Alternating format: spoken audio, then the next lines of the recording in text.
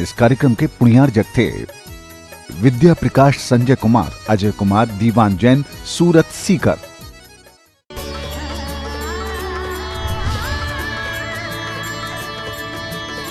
वे वर्धमान महान जिन विचरे हमारे ध्यान में। मंगलाचरण में भगवान वर्धमान से ध्यान में विचरण करने की प्रार्थना की गई है। क्यों? क्योंकि जैन मान्यता के अनुसार जो एक बार मोक्ष में चले जाते हैं वे दोबारा लौटकर संसार में नहीं आते। इसलिए कभी ऐसी प्रार्थना करके कि एक बार तो आना पड़ेगा और सोते हुए भारत को जगाना पड़ेगा, अपनी प्रार्थना निष्फल नहीं होने देना चाहता।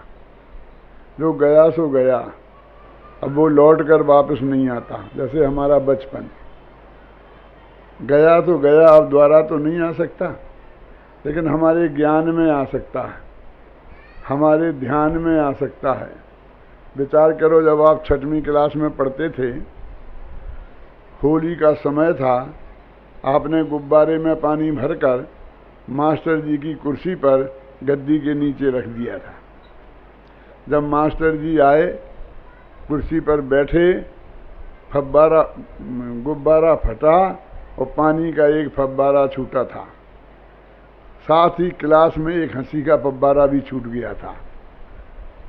लेकिन अब वो दिन दोबारा नहीं आ सकते, लेकिन हमारे ज्ञान में तो आ सकते हैं ना, हमारे ज्ञान में तो आ सकते हैं ना। ऐसी ही कोई ना कोई घटना आपके जीवन में भी घटित हुई होगी।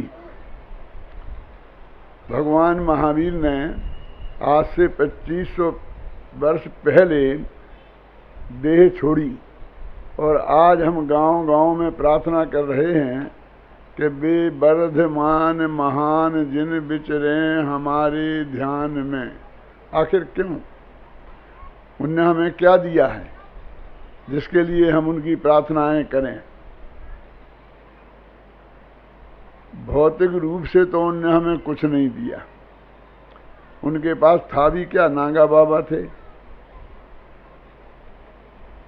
लेकिन भौतिक रूप से देने वालों को भी हम कितना याद रखते हैं।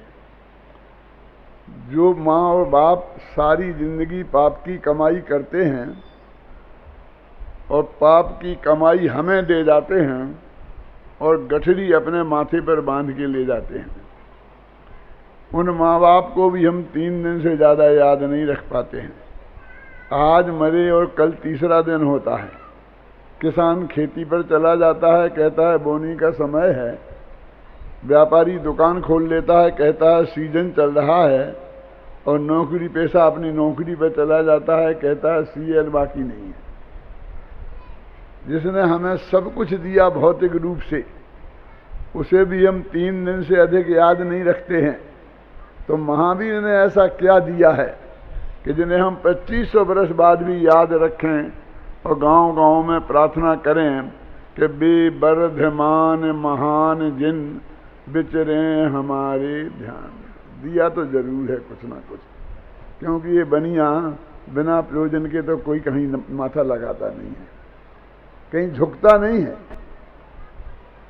तो उनने हमें कुछ ऐसे सिद्धांत दिए, ऐसा रास्ता सुझाया कि जिन सिद्धांतों को हम जीवन में अपना लें, उनके बताए रास्ते पर चलें, तो आज भी सुखी और शांत हो सकते हैं। बहुत से लोग कहते हैं कि भगवान महावीर तो आउट ऑफ डेट हो गए हैं, क्योंकि उनने हमें जो 2500 वर्ष पहले रास्ता बताया था, हो सकता है वो उस जमाने में किसी काम का रहा हो। कहाँ वो बैलगाड़ी का जमाना और कहाँ हम आज रॉकेट की दुनिया में आ गए हैं। हमारे पिताजी ने 25 साल पहले एक मकान बनाया था, लेकिन उन्हें पसंद नहीं था कि घर के अंदर लेटरिन बाथरूम बनाएं, इसलिए घर के एक कोने में लेटरिन बाथरूम बना दिया था उनने। लेकिन हमें वो पसंद नहीं है। हमें हर बेडरूम के साथ में लेटरिन बाथरूम चाहिए। वो बाप ने ऐसा खड़े रहकर बनवाया था, 1000 वर्ष तक किले जैसा, कहीं गिरे नहीं। और हम ही ने 25 वर्ष में तोड़ ताड़ के हर बेडरूम में अटैच लेटरिन बाथरूम बना लिए हैं। कितनी तरक्की कर दी।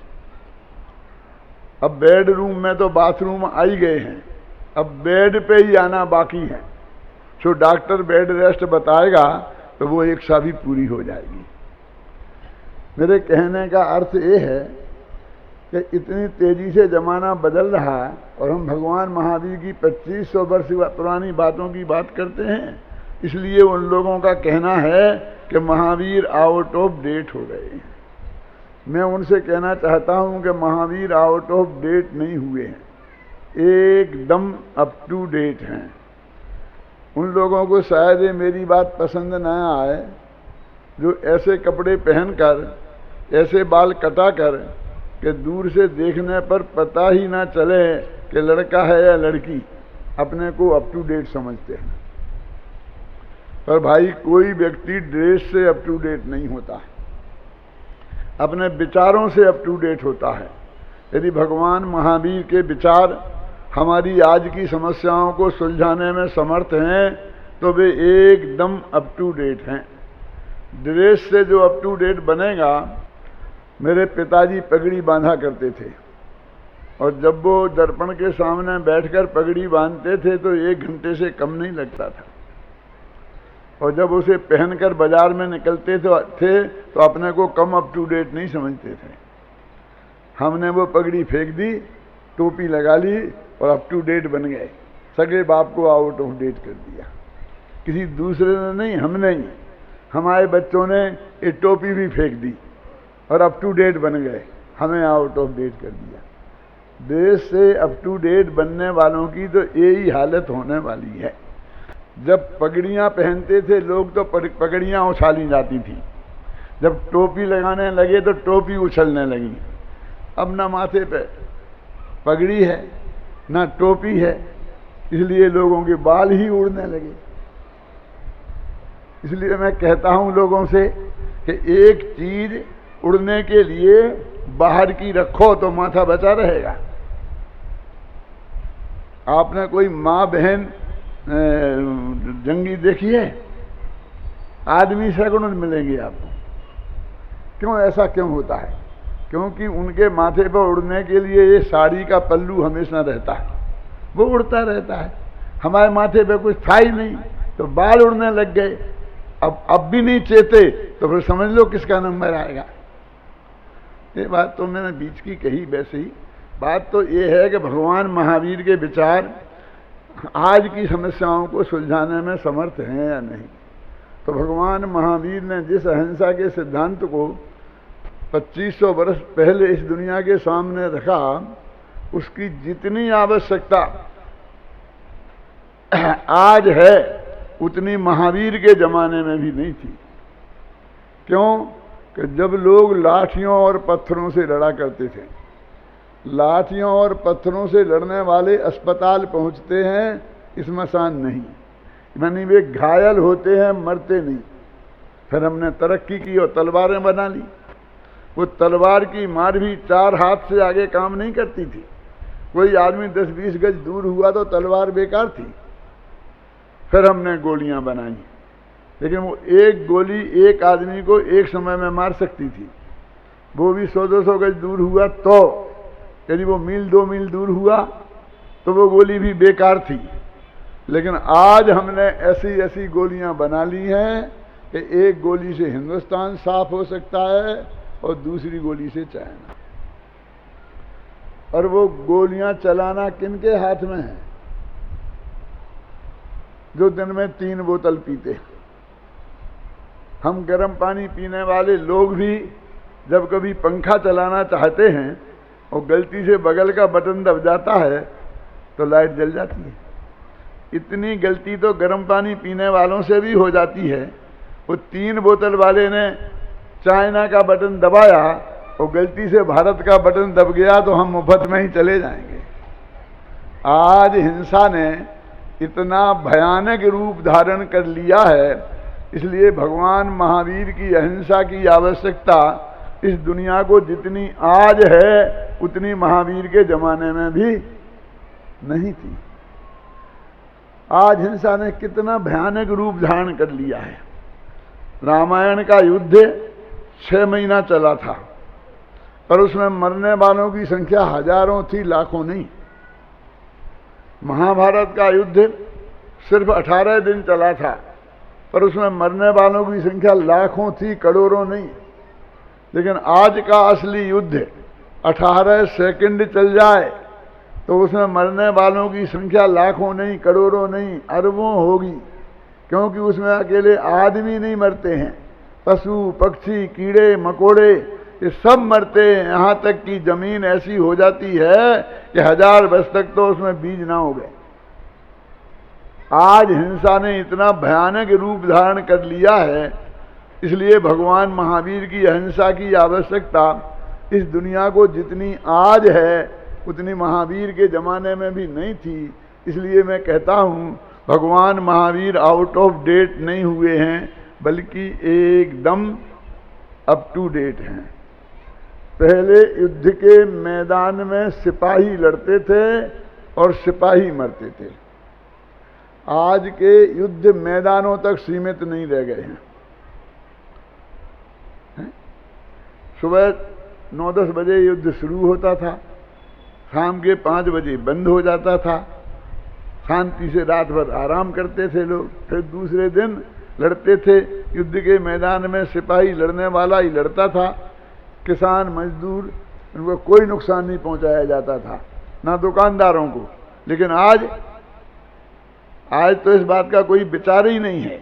मैं तो कहता हूं कि आज की लड़ाइयां बड़ी बीतरागी लड़ाइयां हो गई हैं। आपके बीतरागी लड़ाइयां और बीतरागी, हाँ। पहले कोई किसी को मारता था तो मारने वाले को पता रहता था मैं किसको मार रहा हूं, और मरने वाले को भी पता रहता था कि मुझे कौन मार रहा है। आज ऊपर से राम बम फेंकता है, नीचे लक्ष्मण मर जाता है, मंदिर साफ हो जाता है। ऊपर से रहीम बम फेंकता है, नीचे उसका भाई करीम मर जाता है और मस्जिद साफ हो जाती है। ऊपर से हरमिंदर सिंह बम फेंकता है और नीचे उसका भाई गुरविंदर सिंह मर जाता है और गुरुद्वारा साफ हो जाता है। अब ये तो मैं कह नहीं सकता हूं कि ऊपर से लालचंद बम फेंकता है और नीचे उसका भाई बालचंद मर जाता है। इन चंदों की इतनी हिम्मत नहीं है, और इनमें अहिंसा का संस्कार भी है। भगवान महावीर की अहिंसा का संस्कार जैनियों में अभी जितना विद्यमान है आपको उसकी कल्पना नहीं है।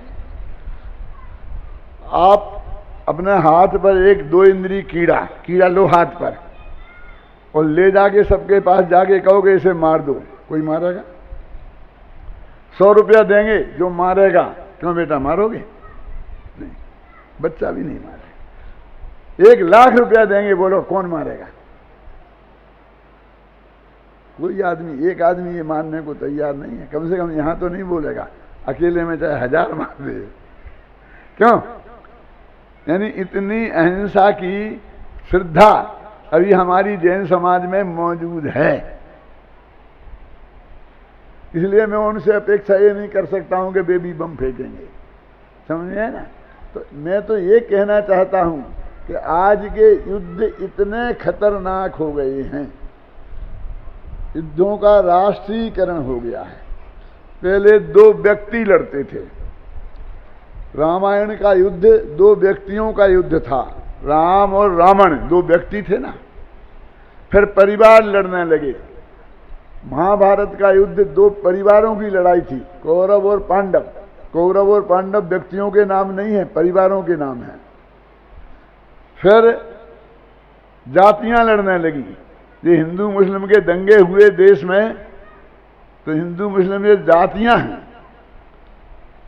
फिर देश लड़ने लगे।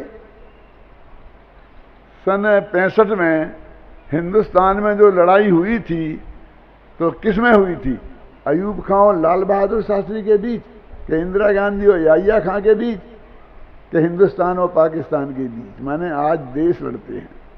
जब व्यक्ति लड़ते हैं तो व्यक्ति बर्बाद होते हैं, जब परिवार लड़ते हैं तो परिवार बर्बाद होते हैं, जब समाज लड़ती है तो समाज बर्बाद हो जाता है।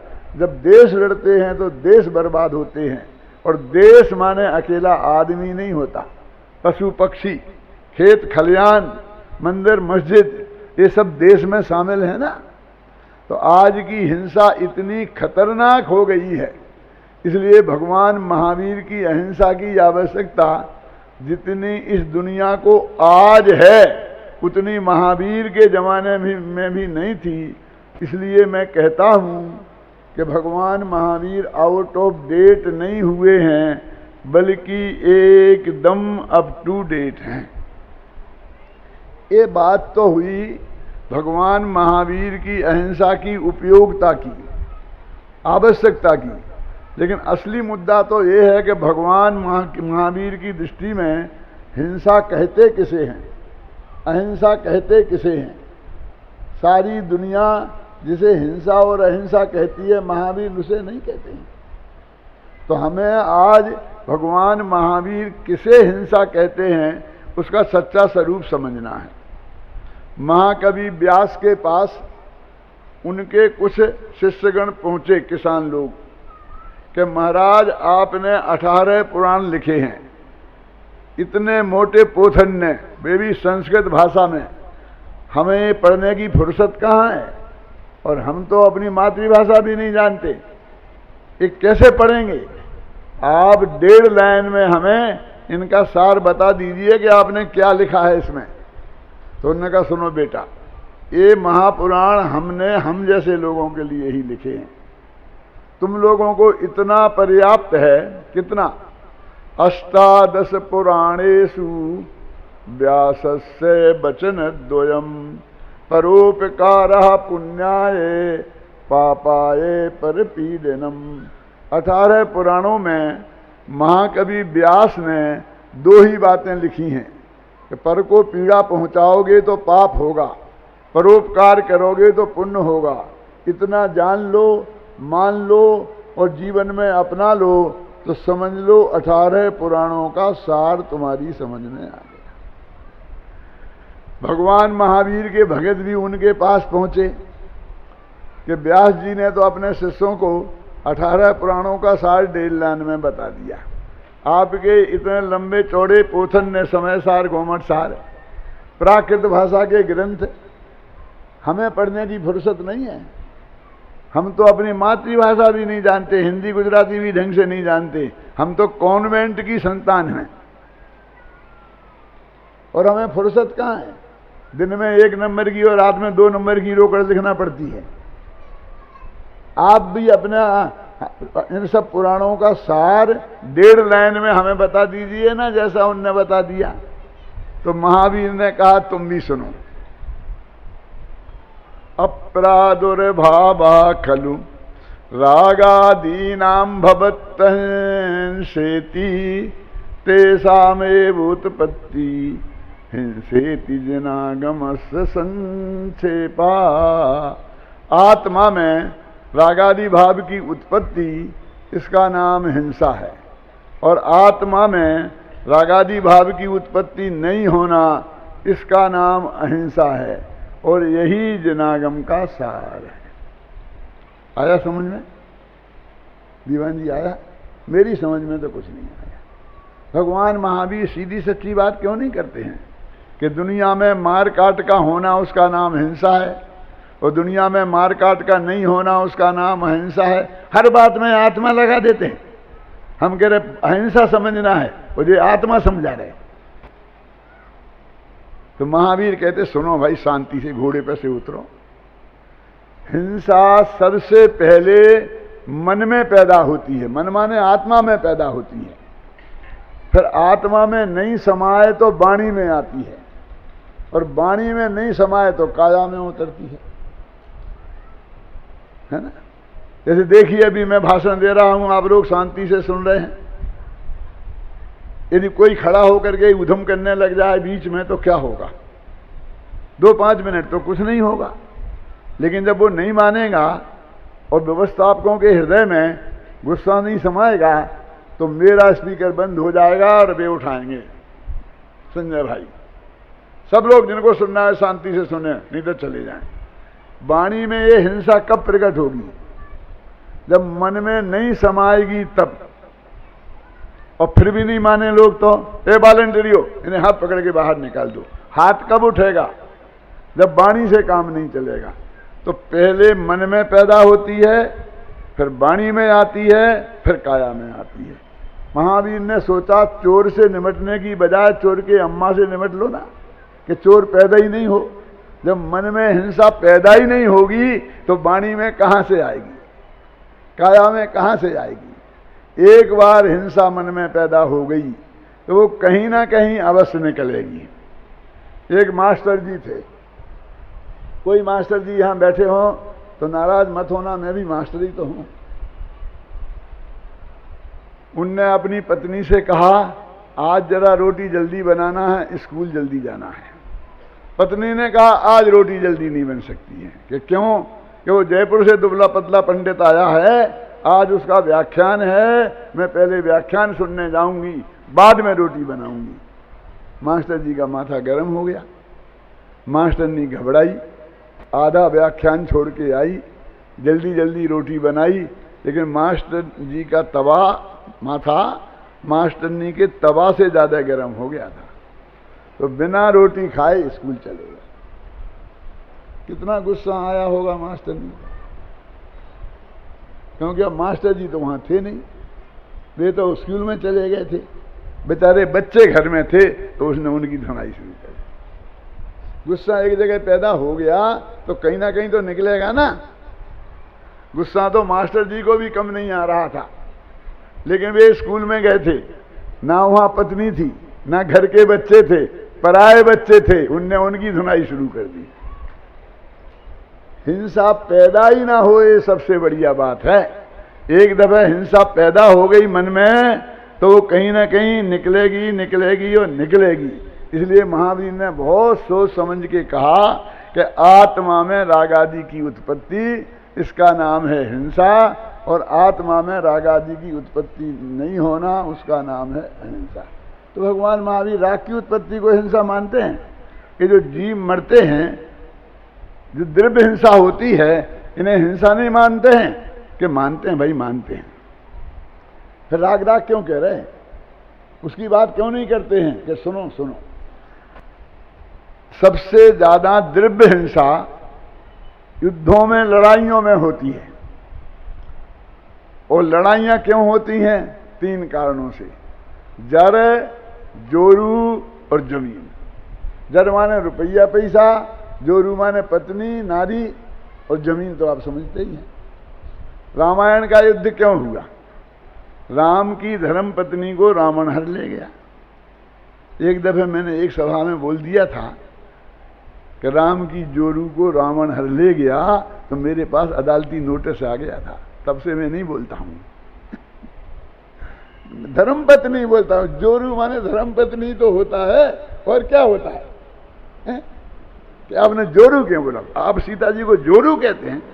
अरे हर एक की मां किसी ना किसी की जोरू तो है ही ना। जोरू बने बिना मां कैसे बन सकती है? खैर जाने दो उसे। राम की धर्म पत्नी को रावण हर ले गया, है ना, और लड़ाई हो गई रामायण की। तो वो युद्ध कैसे हुआ? नारी की वजह से। पांडवों ने कौरवों से कहा तुम 5 गांव हमें दे दो तो हम समझौता कर लेंगे, लेकिन कौरवों ने कहा बिना लड़ाई के सुई की नोक के बराबर भी जमीन नहीं मिलेगी। और महाभारत का युद्ध हो गया, काय के लिए हुआ बोलो? जमीन के पीछे हुआ ना। और पैसे के पीछे लड़ाइयां होती हैं, इसके लिए भी पुराणों की गाथाएं खोजनी पड़ेंगी, इतिहास के पन्ने पलटने पड़ेंगे समझाने के लिए। खासकर बनियों की सभा में, जिनकी सारी लड़ाइयां पैसों के लिए होते हैं, जिनका मौलिक सिद्धांत है कि चमड़ी जाए पे दमड़ी ना। आप लोग घबराना नहीं, आपकी बात नहीं है। आज तो सारी दुनिया व्यापारी हो गई है। अमेरिका ने इराक पर आक्रमण किया इसलिए नहीं कि इराक की जमीन चाहिए थी उसे, इराक का तेल चाहिए था। हिंदुस्तान पे उन्हें कब्जा नहीं चाहिए। हिंदुस्तान का जो इतना बड़ा मार्केट है, उस मार्केट पे कब्जा चाहिए, समझे ना। सब व्यापारी हो गए हैं। अब सरकार नहीं चलाती हैं, व्यापार चलाती हैं। तो 3 कारणों से हिंसा होती है। कौन कौन? जर, जोरू और जमीन। मैं आपसे पूछता हूं, इन तीनों के प्रति राग के कारण होती है कि द्वेष के कारण? सीता जी से रामचंद्र जी को तो राग था ही, होना ही चाहिए था, उनकी धर्म पत्नी थी। लेकिन रावण को भी द्वेष नहीं था, नहीं तो वो ऐसा नहीं बोलता कि तू मुझे स्वीकार कर ले, मैं तुझे पटरानी बनाऊंगा मंदोदरी से भी ऊपर। ये बातें राग की हैं, द्वेष की नहीं है। तो रामायण का युद्ध राग के कारण हुआ। और कौरवों को तो जमीन से राग था ही, पांडवों को भी राग था। नहीं 5 गांव की क्या जरूरत थी? कि क्या बात करते हो, बेचारे रहते कहां, उन्हें एक भी गांव नहीं मिलता। तो नहीं, मेरे पास तो एक भी गांव नहीं है और मैं तो बहुत ठाठ से रहता हूं। रहने के लिए गांव चाहिए। हमारा देश तो वो है कि जहां के गृह मंत्री के पास घर नहीं था। लाल बहादुर शास्त्री जब गृह मंत्री बने थे तो उनके पास घर नहीं था, और इन्हें 5 गांव चाहिए थे। उनके मन में भी एक तमन्ना थी कि 5 गांव पैर रखने को, खड़ी को जमीन तो मिले, फिर देख लेंगे हम। ये भावना थी अंदर में।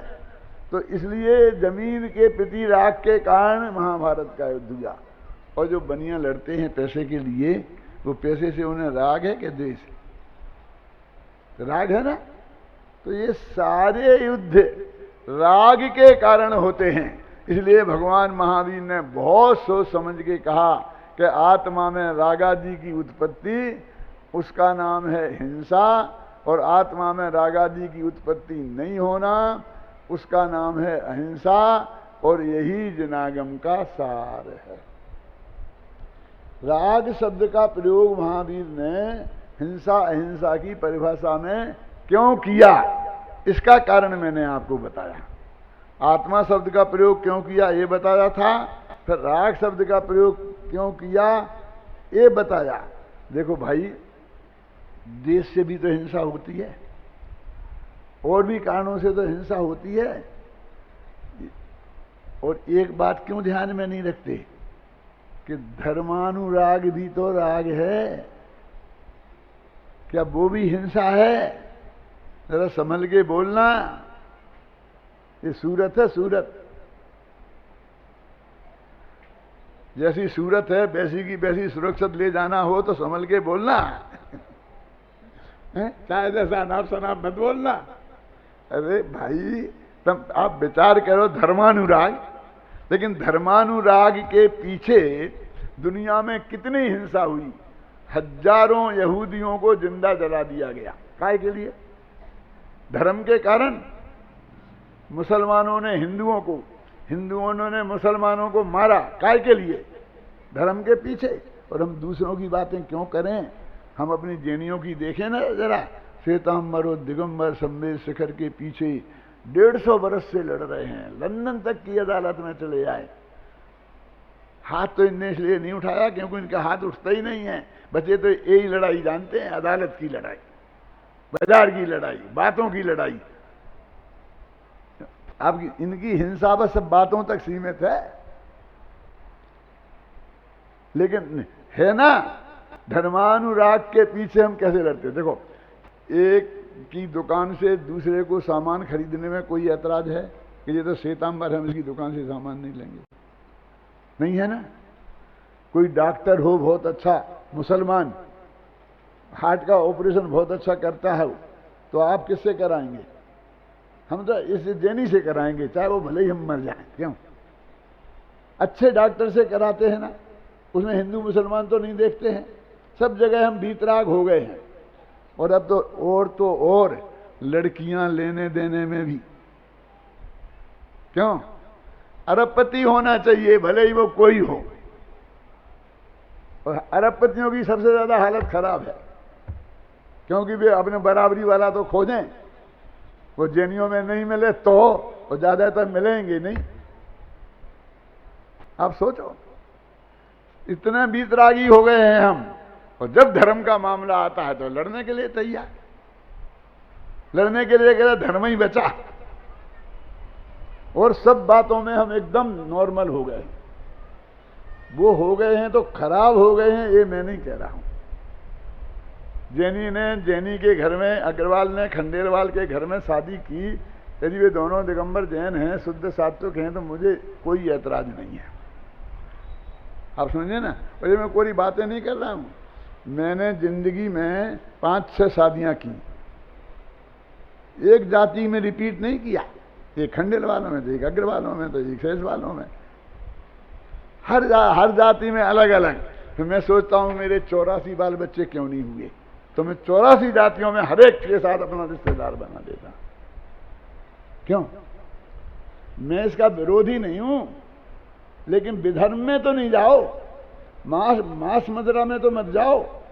शुद्ध सात्विक खान पान तो होना चाहिए, रहन सहन बातें तो सब एक सी होनी चाहिए।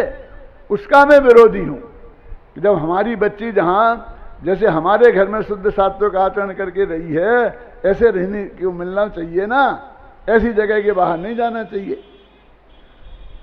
तो मेरे कहने धर्म के नाम पर भी हमने बहुत हिंसा की, इसलिए धर्म बदनाम हो गया।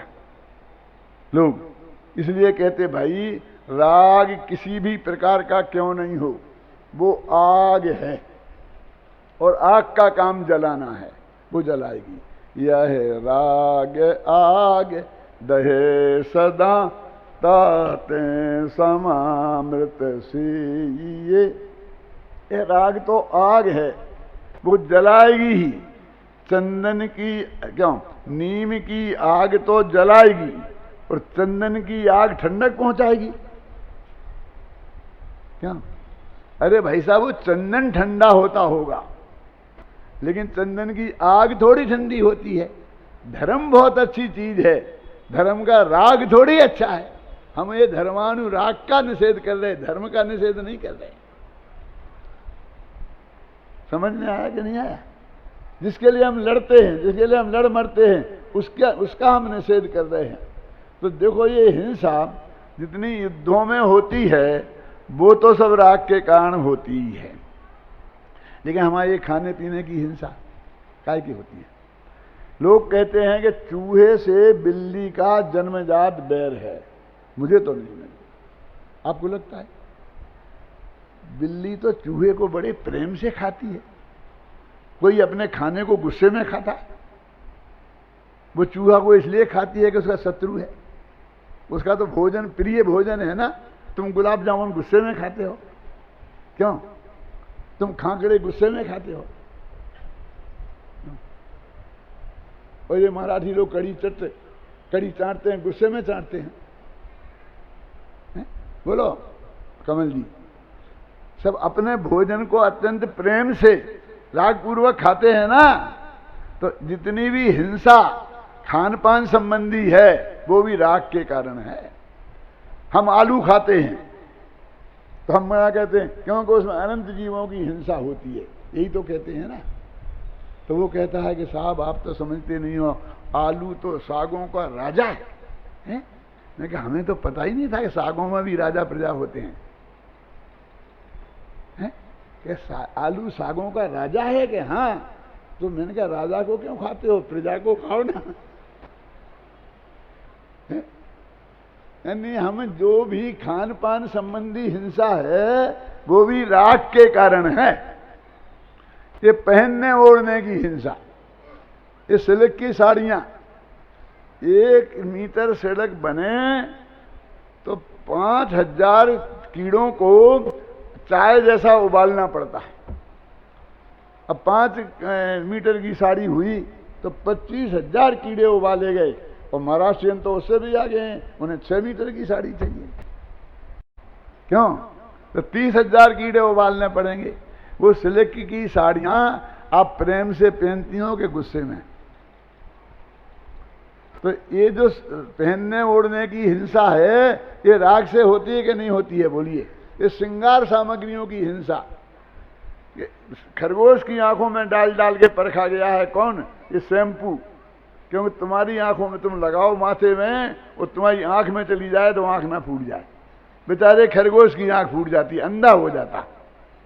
क्यों?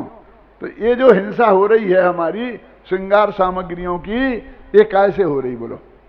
ये भी राग से हो रही ना। अकेले युद्धों में होने वाली हिंसा नहीं, धर्मानुराग से होने वाली हिंसा भी, खाने पीने की चीजों के संबंध में होने वाली हिंसा भी, पहनने ओढ़ने की चीजों के संबंध में होने वाली हिंसा भी, सब राग के कारण हैं। इसलिए भगवान महावीर ने बहुत सोच समझ के कहा कि आत्मा में रागादि की उत्पत्ति, उसका नाम हिंसा है, और आत्मा में रागादि की उत्पत्ति नहीं होना, उसका नाम अहिंसा है, और यही जिनागम का सार है। उन्होंने कहा आत्मा में रागादि की उत्पत्ति हो जाए, बस आत्मा में रागादि पैदा हो गए और हिंसा हो गई, जी मरे चाहे नहीं मरे। कि हाँ ऐसा ही है। अभी अभी बिहार में भयंकर बाढ़ आई थी ना, 1 लाख लोग मारे गए थे और 10 लाख लोग बेघरबार हो गए थे। तो वो जो हिंसा हुई थी, किसी भी अखबार ने ये लिखा कि हत्यारी सरकार गद्दी छोड़ो, एक ने नहीं लिखा। सबने लिखा जन धन की हानि हुई। और गवर्नमेंट की आलोचना इसलिए तो की कि उसने उनको सहयोग नहीं किया, उनकी सुरक्षा की व्यवस्था नहीं की, लेकिन वे हत्यारी नहीं कहा।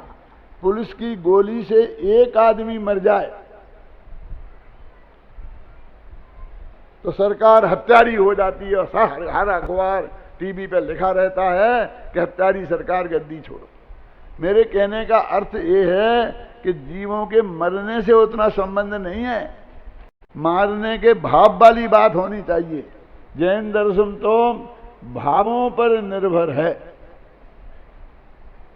तो उन्हें आत्मा की बात करी, एक काय की जो हिंसा है उसे नहीं रोकनी चाहिए। तो कहते काय की हिंसा तो पुलिस की ड्यूटी है रोकना। कोई किसी को मारे जान से अथवा पीटे तो पुलिस पकड़ेगी कि नहीं? केस चलेगा, फांसी की सजा होगी, आजीवन कारावास होगा, नहीं 1-2 साल की तो होगी ही नहीं होगी, है ना। लेकिन कोई वाणी से हत्या करे तो किसी को की सजा होने वाली नहीं है। एक बार मैं पुलिस थाने में गया और मैंने कहा, इंस्पेक्टर साहब फला आदमी मुझे जान से मारने की धमकी देता है। तब वो बोले मैं क्या करूं? मैंने कहा आप इंतजाम कीजिए और क्या करें, ऐसा कीजिए 2 पुलिस वाले मेरे साथ लगा दीजिए। तब वो मुस्कुराते हुए बोले, देश में 1.25 अरब लोग रहते हैं, यदि ऐसे एरे खैरे नत्थू खैरों के साथ 2 पुलिस वाले लगाने लग जाऊं तो कितनी 2.5 अरब पुलिस चाहिए, कहां से लाऊंगा बताओ। लेकिन मेरे को तो जान का खतरा है, आप बताओ क्या करें। तो उन्हें जेल में डाल दो। बोले ना तुम्हें पुलिस वाला दे सकता हूं ना उन्हें जेल में डाल सकता हूं। क्यों? क्योंकि जेल में इतनी जगह नहीं है कि वाणी के हत्यारों को डाला जाए। मैंने सोचा कि गंभीरता से विचार करो कि हम लोग भी, जिनने जीवन में एक मक्खी नहीं मारी, चिंटी नहीं मारी, वो भी वाणी से कितने हत्यारे हो गए।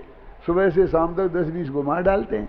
रेल में बैठे हों, बस में बैठे हों, सर रखना जरा, तू नहीं टिकट लिया है क्या, ज्यादा गड़बड़ कर गया तो मैं अभी खुदा के पास भेज दूंगा। बात बात में खुदा के पास भेजते। क्यों? इन वाणी के हत्यारों को जेल में डालने लग जाएं, इतनी जगह कहां है जेलों में।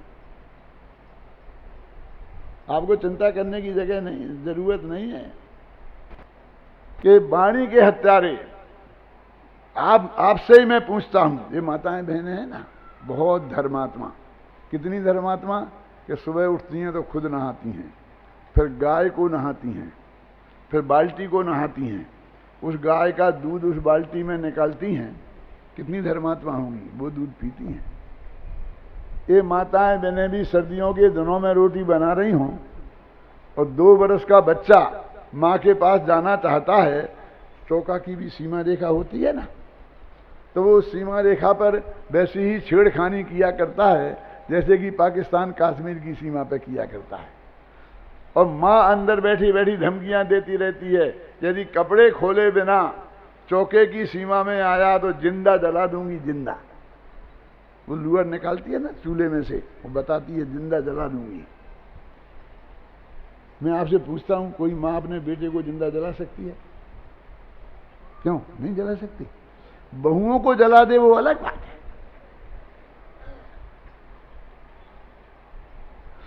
फिर भी वो वाणी से ऐसी हत्यारी हो गई है कि उसे जिंदा जलाने की धमकी देती है। क्या पुलिस वाले उसे भी पकड़ के जेल में डालें? यानी वाणी के हत्यारे इतने अधिक हो गए हैं कि उन सबको जेल में डालना पुलिस के लिए संभव नहीं है।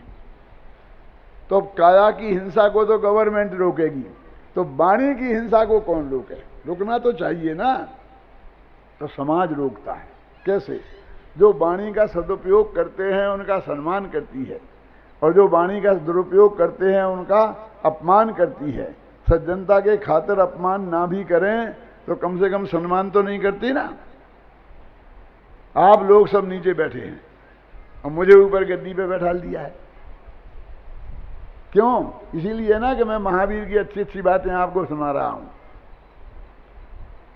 यदि मैं अभी यहीं स्पीकर पे ही आप सब लोगों को गालियां देने लग जाऊं तो क्या होगा? फिर दोबारा बुलाएंगे संजय जी कि तुम क्या सोच रहे? दोबारा अभी की सोचो, अभी की। मेरे कहने का अर्थ यह है कि समाज जो वाणी का सदुपयोग करते हैं उनका सम्मान करती है और दुरुपयोग करते हैं उनका नहीं करती है। इस तरह सम्मान के लोभ में और अपमान के भय से हम बहुत कुछ अपनी वाणी को संयम में रखते हैं। लेकिन अभी मैं आप सबको मन में गालियां देने लगूं तो क्या कर लेंगे पुलिस वाले और क्या कर लेंगे समाज वाले? बोलो। तो महावीर कहते हैं कि जहां ना पुलिस की चलती है, ना गवर्नमेंट की चलती है, ना समाज की चलती है, धर्म का काम वहां से आरंभ होता है। इसलिए हमने आत्मा शब्द का उपयोग किया कि आत्मा में राग आदि की उत्पत्ति सरकार नहीं कह सकती है कि जिसकी आत्मा में राग आ जाएगा तो उसे हम जेल में डाल देंगे, ना समाज कर सकती है, लेकिन धर्म कर सकता है। धर्म कहेगा कि तुमने अंदर में मारने का भाव भी आ गया, राग द्वेष आ गया। देखो तुम कहे क्या बात कर रहे हो? अपने माँ बाप से तो प्रेम करना ही चाहिए ना, राग करनी चाहिए ना। तो मैं आपसे पूछता हूँ, आपको मोक्ष में जाना है? कहाँ जाना है? तो अपने माँ बाप से प्रेम करते करते चले जाओगे? दीक्षा लेना ही है ना, मुनि बनना पड़ेगा ना, नग्न दिगंबर। तो नग्न दिगंबर मुनि बनने के लिए पत्नी को तो छोड़ना पड़ेगा और बाल बच्चों को उन्हें भी छोड़ना पड़ेगा। मम्मी पापा को तो रख सकते हैं ना साथ में, कि मम्मी पापा को भी छोड़ना पड़ता है? नहीं, वे तो बहुत अच्छे हैं ना, हैं? उनके प्रति राग तो खराब चीज नहीं है ना, लेकिन सब राग छोड़ना पड़ता है कि नहीं? घर का, मकान का, मंदिर का, तीर्थ का, सब राग छोड़ने पड़ते हैं नहीं? सभी प्रकार के राग छोड़ के वीतराग बनते हैं। अपने लिखते हैं रोकड़ पे भी लिखते हैं वीतरागाय नमः, दीपावली पे कार्ड पे लिखते हैं वीतरागाय नमः, बही पे ऊपर लिखते हैं वीतरागाय नमः। हमारा धर्म तो वीतरागता का है। राग को ने यदि हिंसा कहा, अधर्म कहा, तो कौन सी बड़ी बात हो गई? आप बोलिए। सारी हिंसा की जड़ में एक राग काम करता है। जो द्वेष से भी हिंसा होती है उसकी पीछे गहराई में जाएं तो राग दिखाई देगा। जैसे कि किसी ने हमारे गुरु जी का अपमान किया तो हमें गुस्सा आया, तो हमने उसकी पिटाई कर दी। तो ये तो क्रोध में यानी द्वेष से हुई ना हिंसा। क्रोध तो द्वेष है ना, इसमें राग से तो नहीं हुआ। अरे लेकिन हमें अपने गुरु जी से राग था ना। यदि हमें गुरु जी से राग नहीं होता तो हम नहीं मारते उसे। समझ गया? उसी द्वेष के पीछे भी एक स्टेप पीछे जाएंगे तो वहां राग काम करता दिखाई देगा। हमारा मंदिर तोड़ दिया है तो हमने उसे उसका सिर फोड़ दिया। क्यों? क्योंकि हमें अपने मंदिर से राग था, इसलिए हमें उससे द्वेष नहीं है। यदि वो नहीं तोड़ता तो हम कुछ नहीं करते। हमें अपने मंदिर से राग था ना। तो जिनसे हमें राग है उनका कोई नुकसान करेगा तो हम उससे लड़ेंगे। तो वो द्वेष भी राग में ही परिणमित होकर काम करता है। भगवान महावीर ने बहुत सोच समझ के कहा। देखो तेरी महावीर थोड़ा समझौता कर लो ना, कि तुम ऐसा करो कि शुभ राग को हम अशुभ राग को हिंसा मान लेते हैं और तुम शुभ राग को धर्म मान लो। लेकिन मैं कहता हूं जब भगवान महावीर ने राग को हिंसा कहा होगा, पुरुषार्थ सिद्धि उपाय की 44वीं गाथा है। क्या बोला आपने नबी? अप्रादुर्भाव खलु रागादीनाम भवत हिंसेति। तो उन्हें स्पष्ट रागादि शब्द लिखा। उनने वे नहीं जानते थे कि राग दो प्रकार का होता है, एक शुभ और एक अशुभ। तो वे अशुभ ही राग लिख देते ना, वे यदि लिख देते तो कोई आदमी शुभ राग को हिंसा नहीं मानता।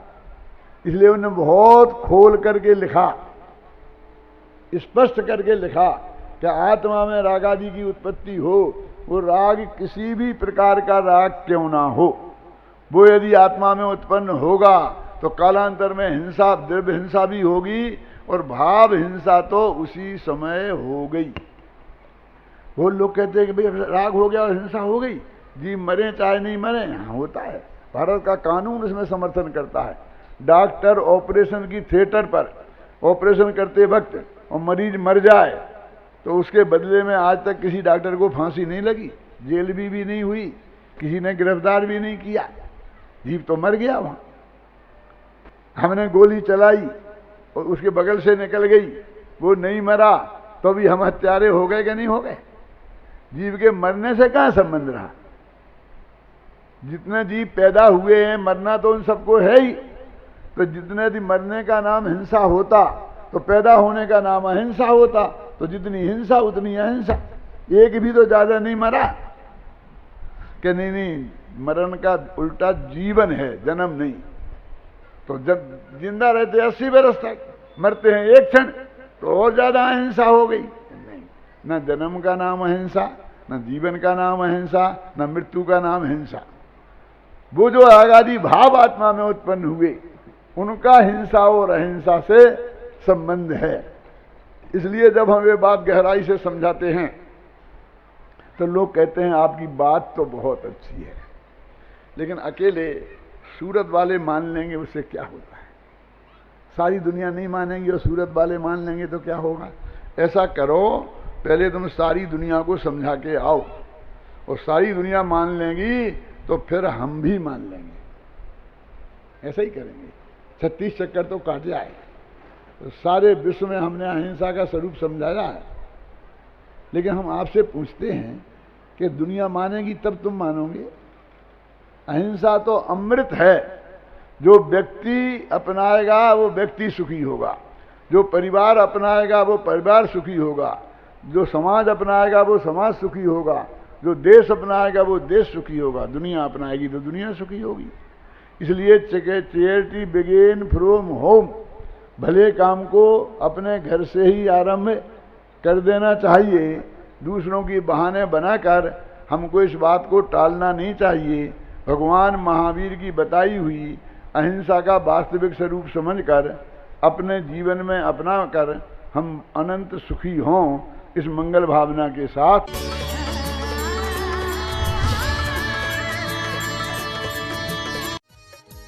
इस कार्यक्रम के पुण्यार्जक हैं विद्या प्रकाश संजय कुमार, अजय कुमार, दीवान जैन, सूरत सीकर।